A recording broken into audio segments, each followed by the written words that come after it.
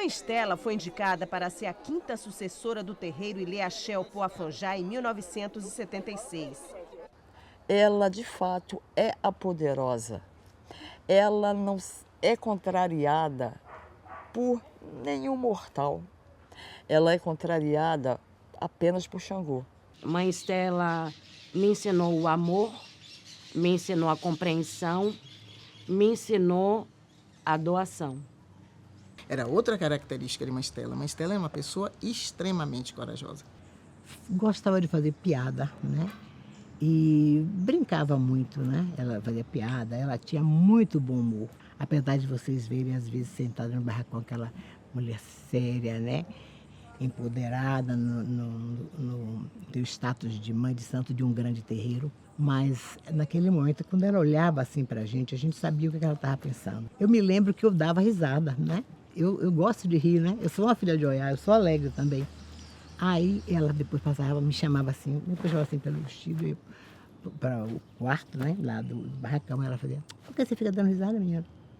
Minha mãe, não aguento passar, ela só fica sentada ali olhando para mim, já chega, ela está pensando, ela sabe, pisca o olho, eu dou risada. Ela fica calada, faça de conta que você não está vendo nada. Sabe, ela era uma pessoa firme, positiva, sabe? Mas ela não gostava de estar de frente de câmera, sabe? Fazendo isso ou aquilo, ela não gostava, não. Mas ela se apresentava à medida que você convidava ela. Ela era uma pessoa muito sábia. E que por mais que ela não esteja mais aqui, ela deixou as coisas, os ensinamentos, e a gente tem que aprender. Os meus irmãos todos também têm essa percepção, que estavam nos braços, acarinhado por uma senhora muito, muito sábia. Muito sábia. Que quando ela chamava um, era porque aquele um, já sabia muito bem o que estava determinado. Ela deixava a gente muito à vontade, ninguém é obrigado a nada, mas sabendo as consequências. Mãe Estela, ela não era só uma mãe, ela sempre foi amiga. Cada um de nós daqui de dentro vai ter só coisas boas de Mãe Estela. Ela era silenciosa, no silêncio dela, no olhar dela, ela explicava pra gente. Minha mãe era uma mulher alegre, gostava da vida, valorizava cada momento da vida e fazia com que, uma coisa que mais me impressionou em Mãe Estela, que apesar dela ser, como o nome dela diz, uma estrela, mas quando você vinha conversar com Mãe Estela, que ela deixava você enorme e ela pequenininha. E durante o período que eu convivi aqui dentro com ela, eu fui entender que ela também era a escolhida de Xangô. Então, quando Xangô escolheu, ele não escolheu a pessoa por ela ser a mais perfeita ou a mais certa, mas aquela que poderia ter a força para ser conduzida por ele. A humildade, inclusive, né, de entregar sua vida para cuidar dessa missão, que é uma missão para o resto da vida, vitalícia.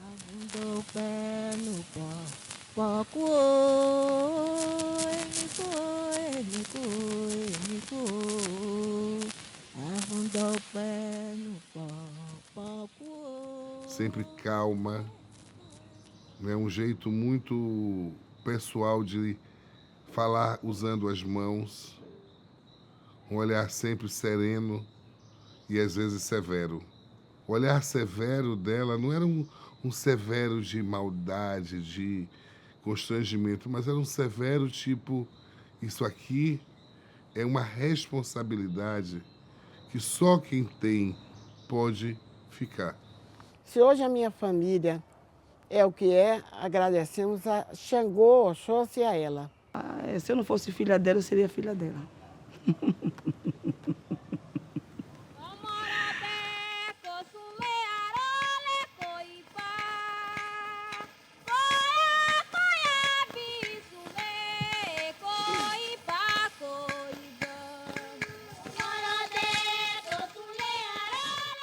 Mãe Estela, ela vai viver sempre, né? Ela não está presente fisicamente, mas ela está presente em todo aquele que ela pôs a mão. De tudo que a gente pôde incorporar, trazer para dentro das nossas vidas, da convivência com Mãe Estela, né? A herança dela, ela está viva dentro de nós. Então, trazer uma luz sobre isso é lembrar como se comportar dentro de um axé. Inclusive, acredito que um grande ensinamento de Mãe Estela também em vida é mostrar que, embora ela orixá, uma sacerdotisa de uma casa como a dimensão do Ilê Axé Poafonjá, ela era um ser humano. Mas nada é por acaso, né? Porque ela teria que ser uma Yalorixá, ela teria que comandar um terreiro. Então minha avó pegou Tia Estela e trouxe para Mãe Senhora, Manhaninha, né? Que nessa época, Manhaninha ainda era viva. E no tempo de Manhaninha, ela teve a sabedoria de colocar algumas regras para os filhos da casa, como se fossem um guarda-chuva, como se fossem algo que põe a fé nisso que vai nos proteger. Um exemplo, não ande sujo, não ande rasgado, nenhum filho do terreiro pode. A gente tem que andar limpo, cheiroso, porque a gente é um exemplo do que é a nossa casa. Que para alguns é mais difícil, eu sou, né? Aquela que vive em dança suada, correndo, e as nossas crianças também, mas sempre que a gente puder. Essa é a nossa imagem. Ela gostava muito, porque fazia também muito samba, ela adorava ficar ouvindo samba, fazia muito cozinhado. Ela gostava muito de comer, comia direitinho, viu? Aí mandava, todo cozinhado, mandava para ela. Teve um feriado, foram 2 feriados que teve. Esses dois dias de feriado eu fiz cozinhado. Aquela coisa que a gente junta, pede, venha brincar, isso, aquilo, aquilo outro. 2 dias de cozinhado. Todos os 2 dias foi cozinhado para ela. Quando chegou no 3º dia, ela mandou me chamar e disse assim, Tuca, não tem cozinhado hoje, não? Aí eu disse, não tem não, a senhora não quer mais fazer comida em sua casa, não, é? O cozinhado foi até ontem. E ela ria. Muitas coisas, entendeu? Que tudo lembra Mãe Estela. Tudo lembra ela.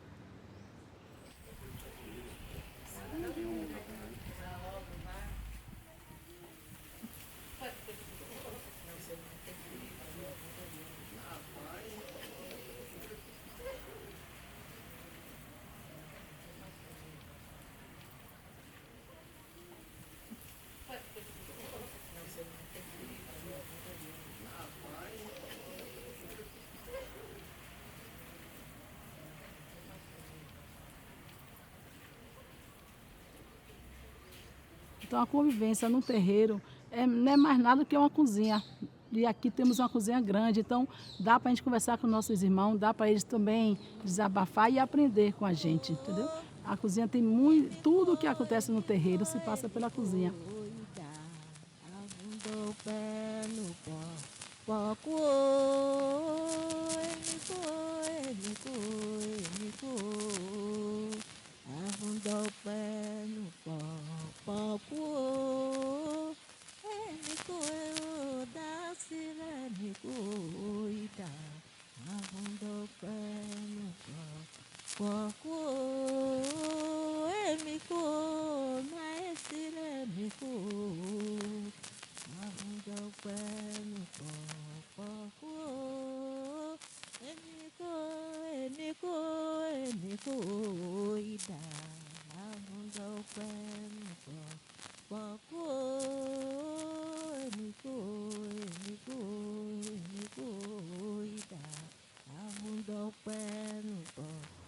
E Tia Estela era uma filha de santo que ela não era assim, de dentro, chegada a candomblé, tudo, não. Tia Estela era na dela. Ela gostava da enfermagem, do que ela fazia, de vacina, de atende um, atende outro. Ela gostava desse curso, né, de vida que ela levava.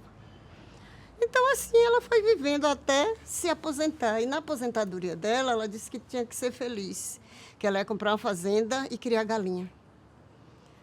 Então, foi chegando a época dela se aposentar, com 49 anos, saiu a aposentadoria dela. Então, ela achou, né, que fosse ter a fazenda dela, comprar galinha e criar, né? O presente dela foi esse terreiro. Ela foi escolhida. A mãe disse, no mesmo ano da aposentadoria, sabe? Eu digo a você, coincidência não existe, né?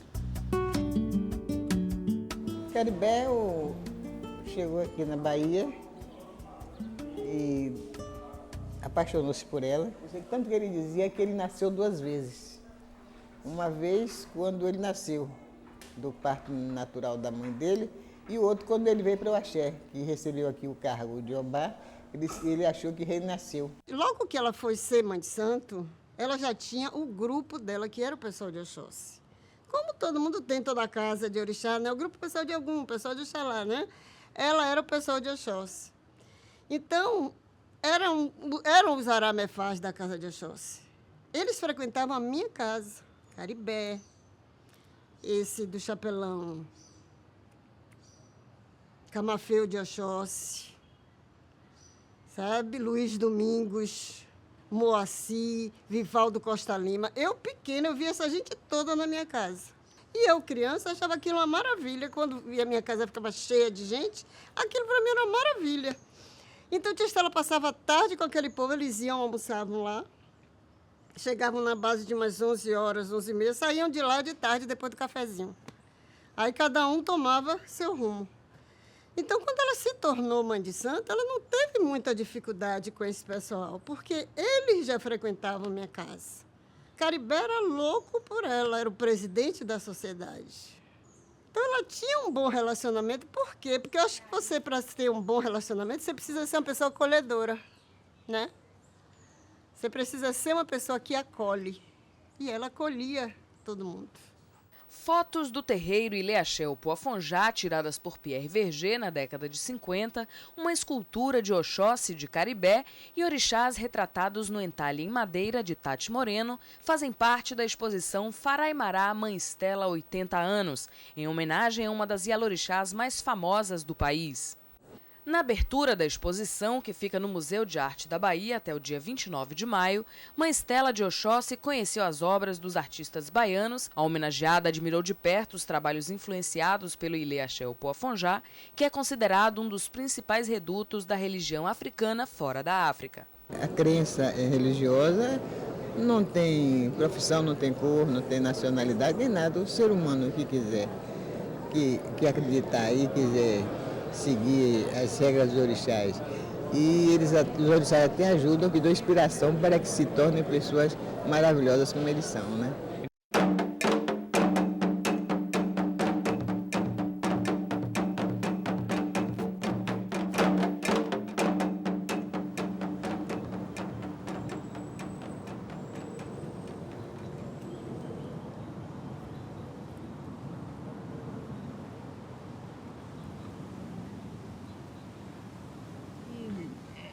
É uma casa de peso, digamos assim, perante ao candomblé. Para mim, o terreiro é a minha vida, porque eu cresci aqui, eu nasci aqui, e tudo que tem a ver comigo, tudo que me envolve, tem a ver com o terreiro. Os terreiros, eles são ontologias, são formas de ser, e muito mais que ontologias. Os terreiros são espaços de epistemologia, de produção de conhecimento. Porque chegar aqui, nesse terreiro, que é essa imensidão agora, que era muito mais, há mais de 100 anos, ter tudo isso para construir, né? Tudo isso para construir. Claro que teve ampliação, tem renovação de construções, né? Mas assim mesmo, o axé, o que está plantado, o que deu início, tudo por manhã. Dos 7 terreiros de candomblé tombados pelo IFAM, 6 estão na Bahia. O Ileaxé Poafonjá, fundado em 1910 e que significa casa de força sustentada por Xangô, é um importante documento histórico da luta do povo negro. É dirigido pela mais antiga e venerável mãe de santo em exercício, Mãe Estela de Oxóssi. E hoje ela reinou absoluta e disse como se sentia nessa data especial. Realizada porque nossos pensamentos foram escutados e as ações foram feitas. Não só o terreiro, não só as casas, mas alguma parte do terreiro. A nossa Mata Atlântica, que também estava prejudicada, ele tem replantio aí, tem construção de muro, e tem até de escolas e tudo mais. Criar esse terreiro, fundar esse terreiro, plantar o axé desse terreiro, não é nada fácil. Não é nada fácil. São muitas, muitas dificuldades. Quando eu passo daquela porteira para dentro, eu me entrego. Eu me sinto na paz, em paz, buscando a minha sabedoria, entendeu? Passando a minha sabedoria.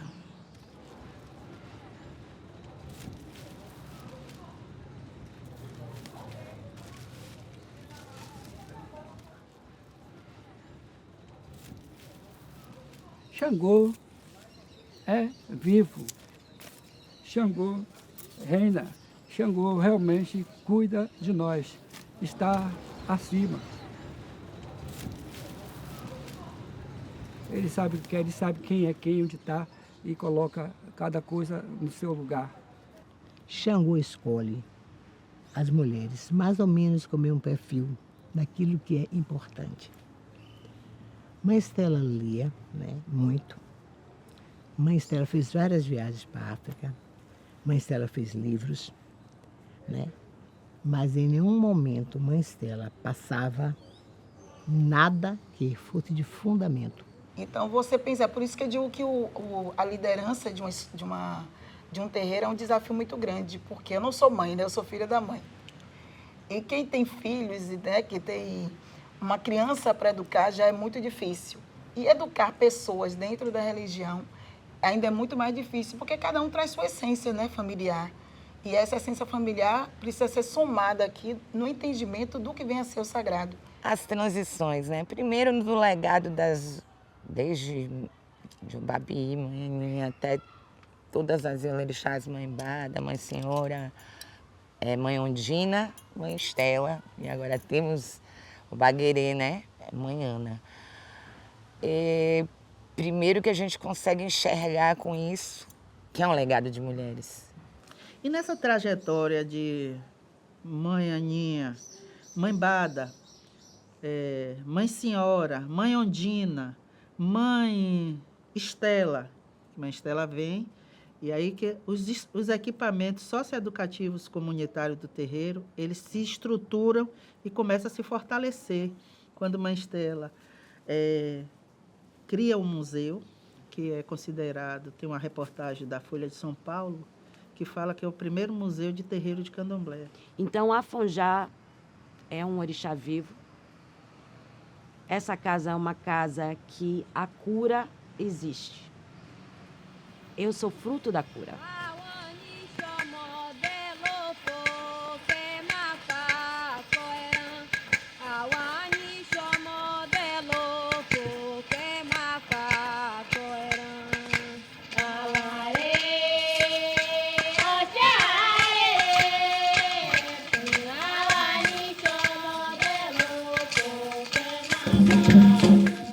Eu chego aqui no primeiro momento, eu acredito que é uns 30 anos, acompanhando um colega, amigo. Ele veio, na verdade, foi ele à UNEB, ele tinha algo a fazer aqui na UNEB, me pediu para acompanhá-lo, eu vim. Na saída ele virou para mim e disse, aqui tem um candomblé perto, você conhece?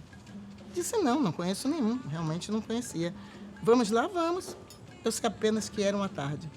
Nós chegamos aqui, e até hoje tento lembrar, não consigo, quem nós encontramos e que virou para mim e para ele e disse, não, aqui não tem nada hoje. Quando tem as quartas-feiras, se vocês quiserem retornar na quarta-feira, aí quando nós já íamos saindo, essa mesma pessoa, que eu realmente não consigo lembrar, nem rosto, nem nada, virou e disse, Mãe Estela vem vindo ali. Né? Aí ela vinha caminhando, né, com uma outra pessoa ao lado, e nós chegamos até ela, tomamos a bênção. Ela disse, não, é quarta-feira. Se vocês quiserem retornar, pronto. Fez esse primeiro contato. Quando foi em 95, eu vim passear de novo e alguma coisa aqui me chamou a atenção. Então eu vim para cá e cresceu em mim a necessidade de ficar. Mas com todo o vício que eu trazia, né, do candomblé do Rio de Janeiro. E aqui eu aprendi, foi duro. Eu chorei, mas eu lhe digo com muito orgulho que eu aprendi. Então eu aprendi aqui que o que Xangô diz não interessa se você gosta ou se você não gosta. Interessa que se você não entender que ele está dizendo que não é para fazer e que se você resolver fazer, ele vai mostrar a você quem manda. Nesse momento, ela já disse, bem, eu vou ver se eu consigo uma consulta com vocês, um dia de consulta. Ficamos sentados na sala de Xangô, no sofá, e passou, Mãe Estela rapidamente saiu do quarto de Xangô e passou. Quando ela passou, essa moça, que era amiga próxima disse, eu vou lá, eu vou tentar agora, é agora que eu vou tentar. Veio essa consulta. Dessa tentativa, ela saiu de lá, da outra sala, já dizendo, consegui para todo mundo. Aí ela abriu o jogo, ela falou a verdade, deite no pé de Xangô e agradeça, essa é a sua casa. Ao chegar aqui, eu fui muito bem acolhida, né? Muito bem acolhida. E ela sempre falava, não se preocupe com nada, porque o seu tempo é agora, que todos conhecem, não é? Essa fala de Mãe Estela, que tem um livro aí. Foi o que ela falou para mim e assim me encorajando, não é? Então, eu senti uma firmeza muito grande, aquele carinho enorme, aquela dedicação ao chegar aqui nesta casa. E desse dia em diante, eu percebi que algo mexia comigo. Aí no que eu estava já na porta, ela virou, você disse que você é o quê? Eu falei bailarina. Ela riu e falou, ó, você vai suar muito aqui dentro ainda. E hoje eu entendo.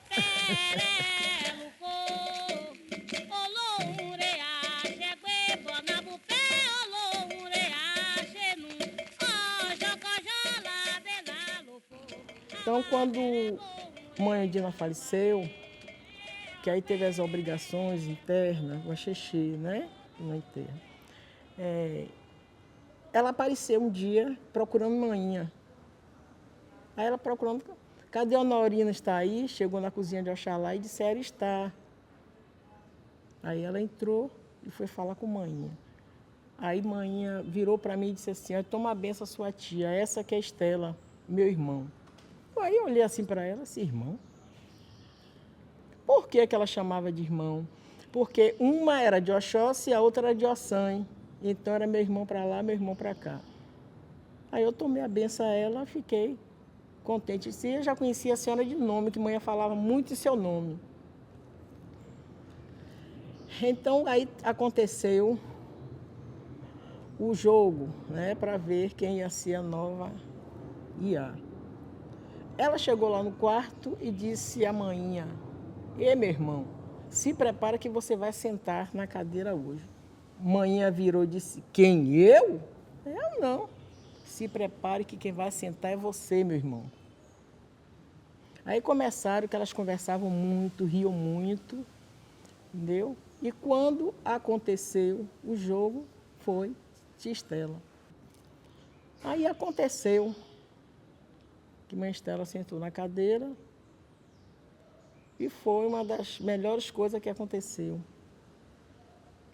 Eu já tinha amizade com ela. E foi uma mãe muito boa mesmo. Você chegava para conversar com ela, tinha algum problema, ela não, às vezes não precisava nem jogar. Ela conversava com você e você já saía dali tranquilo, com aquela alma lavada, aquela coisa. Ela pegava os filhos, sentava assim, o que é que tem? Botava a cabeça no colo, avisava assim. Ela tinha muito carinho com os filhos, muito amor. Era muito alegre, muito brincalhona, entendeu? Eu brincava muito com... que eu não conseguia chamar Mãe Estela. Como também mãezinha eu não conseguia chamar de mãe. Era só tia, porque meu costume foi chamar de tia. Então, elas não se importavam. Não, deixe ela me chamar de tia, assim mesmo. Mas Mãe Estela... Vou explicar.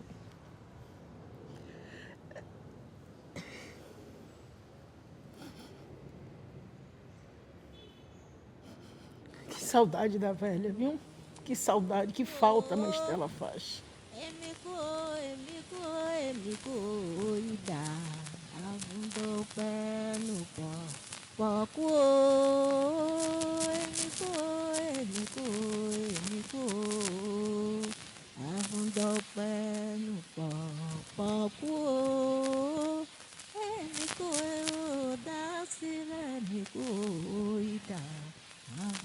Candomblé é uma religião da feitura.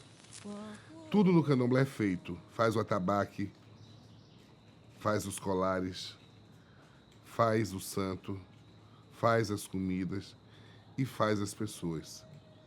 O candomblé constrói uma nova pessoa, né? Você nasce de novo na iniciação, mas no convívio diário com as pessoas, você também se refaz. O ser humano não é acabado. O ser humano é uma construção social. E essa construção de pessoa é gradativamente formada no candomblé, em que você aprende duas coisas principais. Velho é patrimônio tombado pela comunidade. Jovem é perspectiva de futuro. Mas Estela sempre fazia questão de botar gente novo para conversar com mais velhos, para que a gente não perdesse o que eles viveram. Isso aqui era um bosque, isso aqui era uma mata atlântica. Olha, o Afonjá, ele já tem algo que é o nome. Por todas as mulheres que passaram por aqui e enfrentaram a questão do racismo, isso deixa todos mais fortes a colocar um torso na cabeça.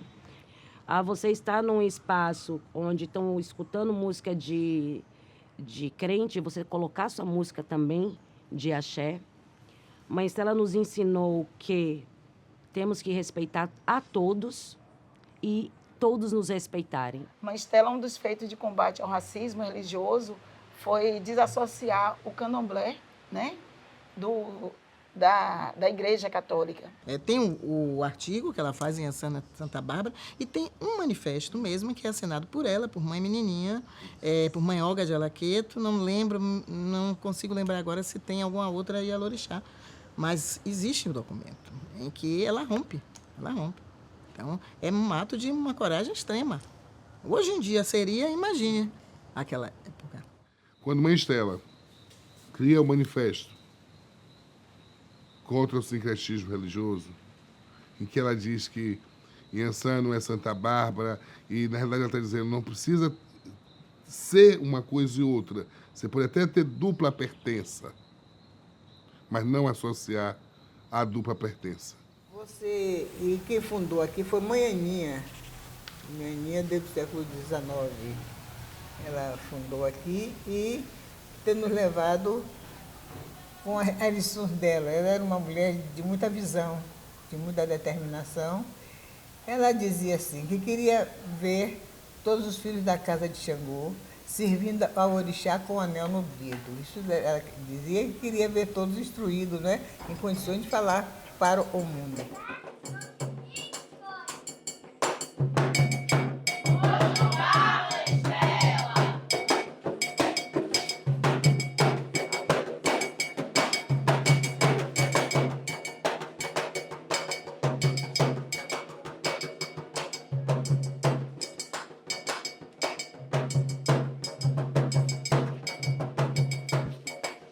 A Bahia mudou depois que Mãe Senhora assume o Opoafonjá como Ialorixá.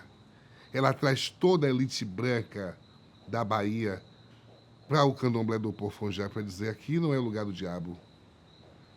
Então, vejam que a trajetória das Ialorixás do Opoafonjá são trajetórias de mulheres que estão lidando com política étnico-racial. Muito à frente do seu tempo, muito. Aliás, as Ialorixás daqui, elas carregam essa característica, né? Eu sei delas a questão histórica mesmo no que está escrito, porque não tive a convivência física, mas são mulheres de muita coragem. Mãe Aninha, algumas pessoas tendem a dizer que ela era uma mulher analfabeta, uma forma bem desinformada, né? Porque uma mulher que falava várias línguas, pensar nesse lugar, em 1910, que a educação seria possível para o povo negro, é dizer que foi uma grande educadora, né? Atemporal. E dentro dessa temporalidade chega a Mãe Estela, trazendo para a gente a importância da educação, a importância da gente estar à frente do tempo. E a gente tem que enfrentar. E a gente não enfrenta com violência, a gente enfrenta com sabedoria. E Mãe Estela, ao assumir o terreiro Ilhéu Opoafonjá, junto com várias mãos, ela demarcou os acervos culturais, trazendo as memórias deste lugar. Então, ela, como gostava, né, de novidade, uma coisa aqui, outra ali, ela, quando chegou, já tinha uma creche, né? Tinha uma creche, mini comunidade Obabií. ali onde hoje é a escola. Que começou com perfil de creche, dando assistência às filhas de santo que precisavam trabalhar. Então, algumas trabalharam conosco, outras não trabalharam, trabalhavam fora. E com o passar do tempo, mãe Estela percebeu que poderia acontecer uma escola de fato. Pequeno porte, uma escolinha assim de poucas salas, né? Aí a prefeitura veio, firmou o convênio, o Estado também firmou o convênio. A gente tinha aqui 2 convênios naquela escolinha. Então, ela surge com o objetivo de contar a história desse lugar, com a aprendizagem significativa da nossa história enquanto negros, né, que vieram para o Brasil escravizados, mas recebemos uma grande herança cultural. E essa herança, traduzida na fala de Mãe Aninha, é poder educar, né, através da educação, a gente poder ter um lugar ao sol. Então, nós temos um sistema de matrícula, né, que a nossa escola é assistida pela Secretaria Municipal de Educação, e esse sistema de matrícula vai ofertando as vagas. Então, quando às vezes não tem vaga nas escolas próximas, trazem para cá. No início, as famílias ficam realmente receosas, né? Porque uma escola dentro de um terreiro, o que será que vai acontecer? Porque muitas escolas que são em espaços religiosos, elas professam a própria religião. Então, algumas famílias vêm e ficam um pouco tempo, mas outras preferem ficar e continuam com a gente até a criança completar o 5º ano, né, do Fundamental 1. Então, nossos conflitos, às vezes, são com os adultos, né? Porque o preconceito, a criança não é preconceituosa, né? Ela aprende a ser. Então, o nosso maior desafio é lidar com o adulto, lidar com a instituição, né, pública que manda professores e que nos enxergam como a escola da macumba. Somos a escola da macumba, sim, porque a macumba é um instrumento musical, né? Mas aí é uma escola da macumba que é destinada a quem toca macumba. A gente está aqui para cantar e dançar. E contar coisas boas, aprendizagens que sejam importantes para as nossas crianças. Nesse ínterim, ela já tinha criado a biblioteca, depois criou o museu e partiu para os livros, né? Meu tempo é agora.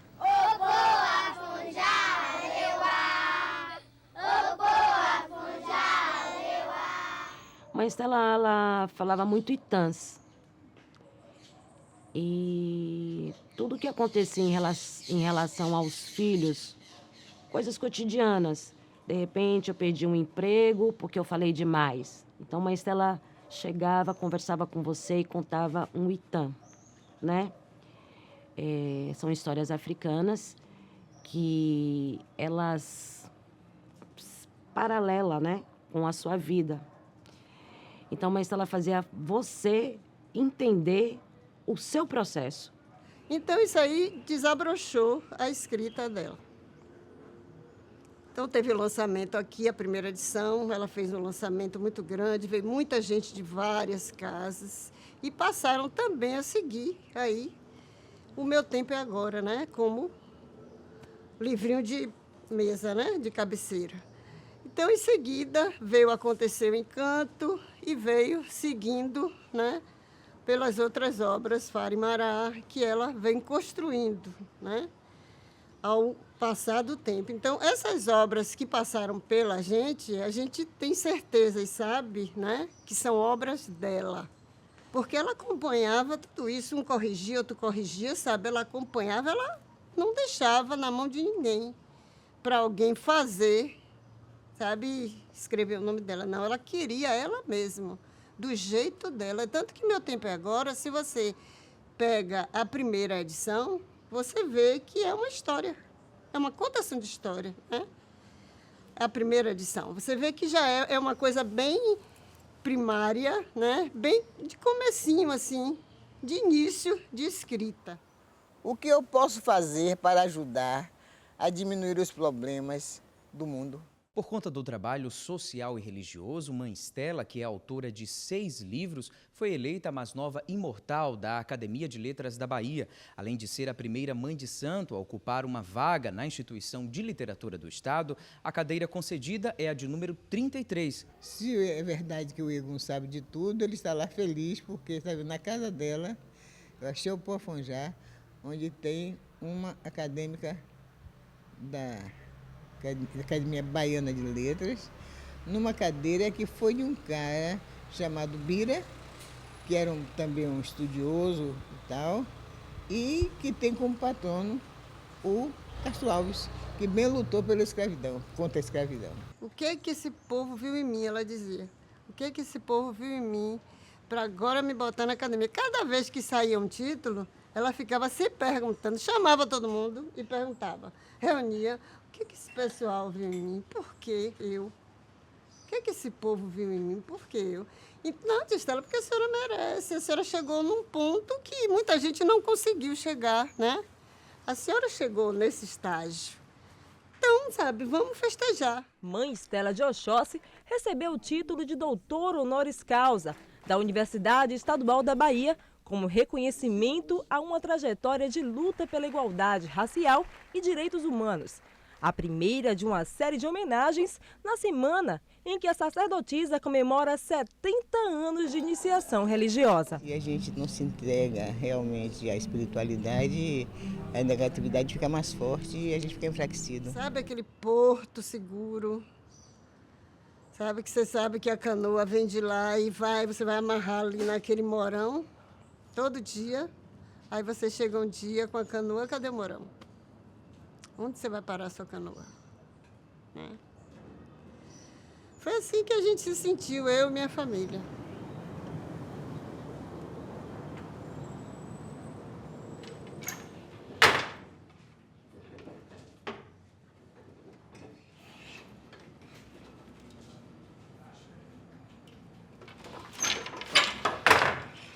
Foi através de uma viagem que a Estela fez em 86, né? E quando ela esteve na África, junto com outros grupos de intelectuais, ela viu a necessidade de se resgatar a técnica e preservar algumas coisas já da casa. Ela retorna e faz um curso com o mestre Abdias aqui para alguns filhos, não só daqui do terreiro, mas de outros espaços.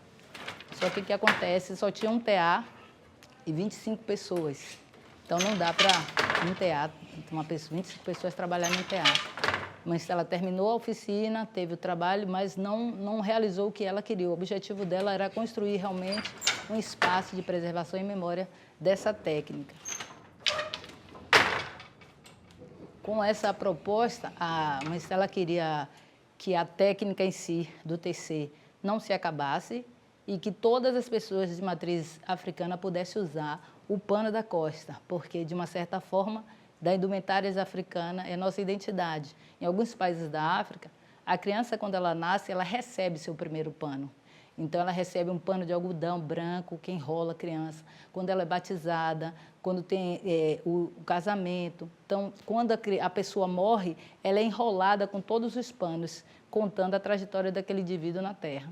Então, o tecido, ele fala isso. Por isso que ele é considerado uma demarcação de uma identidade de um povo. E aí, esse resgate aqui no terreiro é importante para isso também, nessa memória. Porque quando vinha da costa da África era muito caro. Levava 3 meses para chegar aqui e ficava um preço absurdo. Imagina pituteiras, mulheres que vendiam baiana de acarajé, comprar um pano desse vindo da África. E levava muito tempo. Então, quando uma Estela faz isso e abre o leque para que outras pessoas possam aprender um pouco da história, da técnica, ela preserva um saber. E trabalhado 42 anos de reinado de Mãe Estela, que você ter uma Ialorixá com 42 anos de reinado e que montou determinados equipamentos socioeducativos e comunitários, que eles hoje são reconhecidos, tipo, você tem uma casa de Ualacá, que foi através de parcerias com órgãos governamentais, mas que se consolidou. Você tem uma escola dentro de uma estrutura, de uma secretaria municipal. Você tem uma biblioteca que você abre para visitas e parcerias. E o que é que cabe amanhã, com o olhar dela de professora, de gestora? Dar continuidade e trabalhar o ritmo dela dentro desse processo, porque ela tem ideias. Então, a gente não pode ficar imutável. A gente tem que renovar, rodar, botar a roda para girar. Não existe, na verdade, o jogo de aconchego. As pessoas podem não gostar que outras determinadas pessoas tenham assumido o cargo. Mas não interessa. O que interessa é a vontade de Xangô. Então, eu digo que hoje, em 2025, nós estamos no reinício. Nós temos uma Yalorixá chamada Ana, igual à primeira. Nós temos uma Yalorixá, além de chamada Ana, sendo de Xangô Afonjá. Mãe Estela, ainda viva, dizia assim: não quero que me compare, aliás, quero. Meu tempo é agora, agora enquanto eu estou viva. Depois que eu morrer, eu quero que diga que está melhor do que era no meu tempo, porque não vai ser mais meu tempo. Que aí o tempo dela vai ser o tempo agora de Obaguerê. Mãe Ana é uma mulher resiliente, uma professora e que quer manter a tradição na casa. E por ter sido criada aqui dentro, eu acho que ela vai conduzir isso muito bem. Ela tem cuidado do Ilê Axé Opoafonjá. Ela tem cuidado dos filhos de santo de Mãe Estela. Ela tem o perfil, tem o conhecimento, tem muita sabedoria. E pela formação dela como professora, como docente, ela tem analisado como trabalhar cada equipamento desse e como consolidar aquilo que foi plantado por Mãe Aninha e trabalhado 42 anos de reinado de Mãe Estela. Mãe Ana está num momento que era um momento que Mãe Estela, talvez, que eu nunca vivi isso. Quando ela assumiu, ela também estivesse, né? Essa transição, essa mudança, esse novo. Mãe Estela viveu uma época que as coisas eram bem mais lentas. Quando ela assumiu em 76, o mundo era outro. Então, um ciclo se passou. E hoje nós estamos de novo de volta ao começo.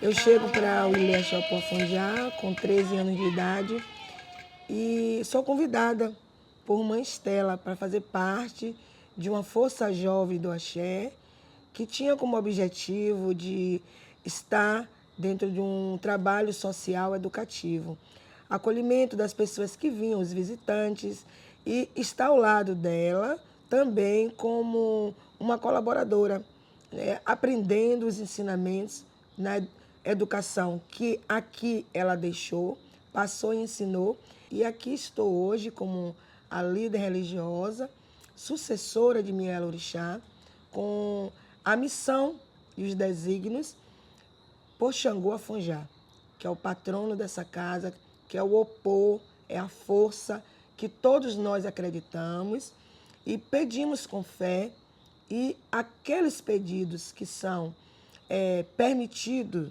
por Olorum, Olodumare, alcançamos. Eu não imaginaria que seria eu. Aqui no terreiro é o que tem uma faixa etária de pessoas, né, idosas. E pessoas com mais vivência, eu digo assim, de idade religiosa, né? Então, eu não imaginaria que seria chamada por Xangô e pela ancestralidade da casa, das iás que aqui passaram. Então, para mim, no primeiro momento, foi impactante, porque você não espera. Então, eu não esperava de ter que assumir uma liderança de uma casa centenária como Ilê Axé Opoafonjá. E ali você pensa e analisa. Por que eu, Xangô? Eu perguntava, e o meu silêncio, a minha fala, era um silêncio que eu procurava entender. Então, cada um de nós temos uma missão, né? E a missão que chegou às minhas mãos foi ser a nova Yalorixá do Ilê Axé Opoafonjá.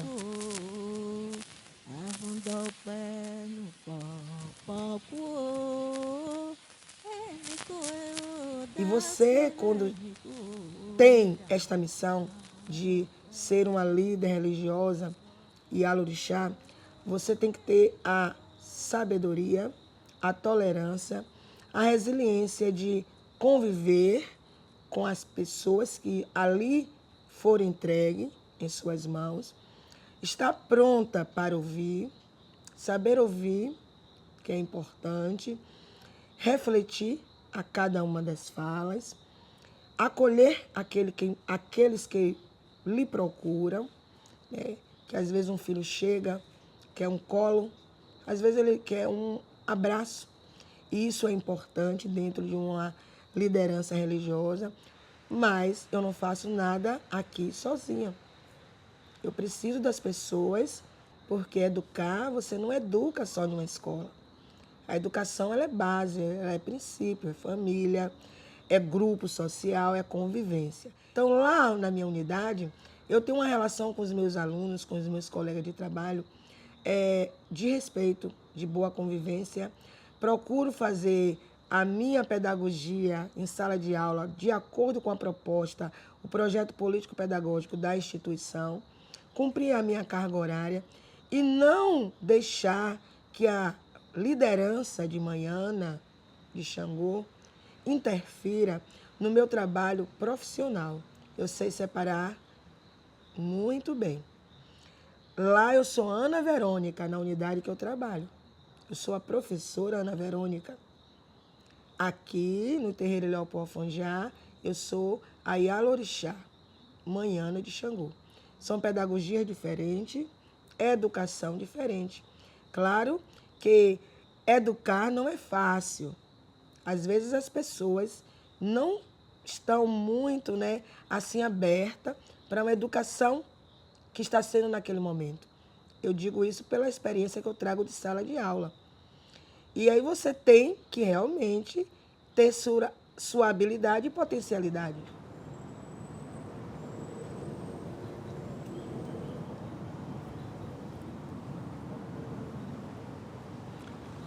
Eu vejo um conjunto, o centenário de Mãe Stella é um projeto de memória viva, de um legado de um Yalorixá intelectual e que traz um impacto muito grande para a sociedade brasileira.